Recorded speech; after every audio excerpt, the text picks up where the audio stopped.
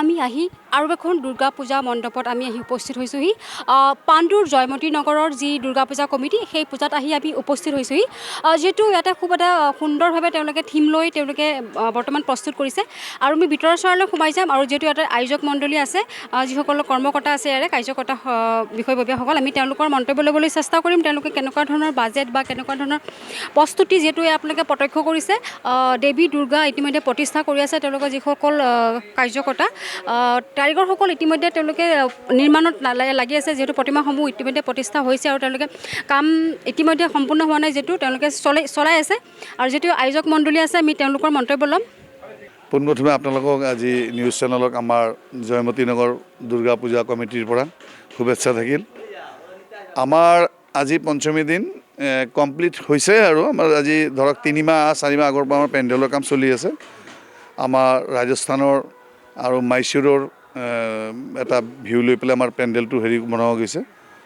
লগতে আমাৰ পেণ্ডেলৰ ইণ্টেৰিয়ৰ ভিতৰত ৰামায়ণ মহাভাৰতৰ ফেক্ট আছে প্ৰতিমাৰ ওপৰত আজিৰ প্ৰজন্মই তাৰমানে সেইবিলাক নাজানে বুলি আমি সেইটো তুলি দাঙি ধৰিছোঁ লগতে কলিকাতাৰ পৰা আমাৰ দুৰ্গা মূৰ্তি ইয়াতে বনোৱা গৈছে দুৰ্গা মূৰ্তি আমাৰ ইয়াত বনাই আজি ফিনিচিং হ'বই অকণমান ইনষ্ট্ৰুমেণ্টৰ কাম আছে বাকী পেণ্ডেল আমাৰ কমপ্লিট আৰু 2:30-3টামান বজাত আমাৰ ইয়াৰ পৰা আমাৰ হাতী আৰু 25টা ঢাকি এনেকৈ লৈ আমি শোভাযাত্ৰা কৰি গংগা নিমন্ত্ৰণত যাম য'ত আমাৰ নিয়মত যে পৰে গংগা নিমন্ত্ৰণ কৰিব লাগে তাৰ পৰা শোভাযাত্ৰা কৰি আহি আমাৰ সন্ধিয়া আজি প্ৰদীপ প্ৰজ্বলন আছে তাৰপিছত আমাৰ ছভিনিয়ৰ অপেনিং কালচাৰেল যোনটো আমাৰ অপেনিং যোনটো চেৰেমনি বুলি কয় সেইবোৰ আৰু প্ৰগ্ৰাম বহুত প্ৰগ্ৰাম আছে গোটেই দিনটো কাৰ্যসূচী থাকিব আৰু অহাকালিৰ পৰা কণ্টিনিউৱাছ দশমীলৈ আমাৰ প্ৰগ্ৰাম থাকিব তো বাকী আমাৰ বহুত কথা আছে কিন্তু এতিয়া ক'বলৈ মানে আমি কামত ইমান ব্যস্ত হৈ আছোঁ আমাৰ ফুল কমিটিৰ ট্ৰেজাৰাৰ প্ৰেচিডেণ্ট মই নিজে আমাৰ ছেক্ৰেটাৰী তাৰপিছত বাকী আৰু যিমান কমিটিৰ মানুহ আছে আমাৰ 30-40 জন মানুহ আজি 3-4 মাহ ধৰি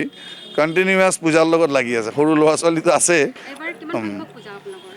আমাৰ 25 বছৰ চিলভাৰ জুবলি যোনটো ৰূপালী জয়ন্তী বুলি কয় সেইটো প্ৰসাদৰ আমাৰ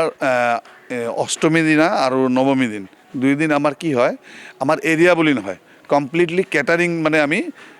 বুফে টাইপ কৰি দিওঁ তাতে আমাৰ দিনভৰ খোৱা লোৱা হয় আৰু ভগৱানৰ আছে যিটো প্ৰসাদ হয় সেইটো আকৌ আমাৰ মণ্ডপৰ ভিতৰত বহাই দিয়া হয় বাকী মণ্ডপৰ বাহিৰত আমি পেণ্ডেল বনাই তাতে আমাৰ প্ৰসাদ মানে অন্নভোগ যোনটো হয় 2 দিন কৰাওঁ 2 দিনত আপোনাৰ আমাৰ এৰিয়া বুলি নহয় গোটেই অসমৰ যোন মানুহ য'ৰ পৰা আহে তাতে জাতি ধৰ্ম কোনো হেৰি নাই সবাৰ কাৰণে সমান প্ৰসাদ বিতৰণ হৈ থাকে আৰু লগতে আপোনালোকক আমাৰ নিমন্ত্ৰণ থাকিল অষ্টমী নৱমী 2 দিনৰ প্ৰসাদ হ'ব আপোনালোকে আহিব প্ৰসাদ উপভোগ কৰিব চাব আমাৰ পূজাৰ প্ৰসাদ খাই কেনেকৈ লাগে আমি মন খুলি এবাৰ তাৰমানে খৰচা কৰি আছোঁ যাতে আমাৰ পূজা ভাল হয় মুখ্যমন্ত্ৰী বিত্ত সাহায্য এটাতো গভৰ্ণমেণ্ট পৰা যিটো পৌৰ নিগমৰ পৰা 10,000 আমি আজি যাব সময় পোৱা নাই আৰু আমাৰ মুখ্যমন্ত্ৰীৰ পৰাতো আহে মুখ্যমন্ত্ৰীৰ চব চাব আজি যে এই মণ্ডপ এই মাটি চব মুখ্যমন্ত্ৰীৰে দান ক'ব পাৰে আপুনি